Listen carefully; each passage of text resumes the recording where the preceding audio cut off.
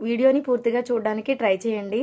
ఒక అమ్మాయి పెళ్ళైన తర్వాత జాబ్ చేస్తున్నా సరే, ఏదైనా షాప్లో వర్క్ చేస్తున్నా తనకు వచ్చే శాలరీ 5,000 10,000 15,000 సరే, చాలామంది భర్తలు శాలరీ రాగానే పూర్తిగా తీసేసుకుంటూ ఉంటారండి. మీరు ఒకటి గుర్తించాలి, జాబ్ చేసే అమ్మాయికి కూడా ఖర్చులు ఉంటాయని, తనకే అవసరాలు ఉంటాయని, అలాగే తన దగ్గర కొంత అమౌంట్ ఉండడం వలన మీ కుటుంబానికి అది ఆర్థికంగా ఉపయోగపడుతుందండి. ఎందుకంటే మీ చేతిలో ఉన్న మనీ మొత్తం ఖర్చు అయిపోయినా ఆ అమ్మాయి ఏమీ వేస్ట్గా ఆ డబ్బుల్ని వృధా చేయదు. ఆ డబ్బులు మీకు అవసరానికి ఉపయోగపడతాయని దాస్తుంది. అందుకని మిమ్మల్ని డబ్బులు అడుగుతుంది. అంతే తప్ప తనేదో ఖర్చు పెట్టేసుకుందాం, పుట్టింటికి పంపించేద్దామని అయితే కాదు. దయచేసి భార్య ఉద్యోగం చేస్తున్నప్పుడు మీరు కుదిరితే హెల్ప్ చేయండి. ఎందుకైనా తన చేతిలో అమౌంట్ ఉంచడానికి ట్రై చేయండి. ఏదో మనం షార్ట్స్లో చూసినట్టు, యూట్యూబ్ వీడియోలో సరదాగా కామెడీ చేసినట్టు భార్యలు అందరి దగ్గర ఎవరు డబ్బులు ఉంచట్లేదండి. రియాలిటీకి వస్తే అసలు ఇది జరగట్లేదు.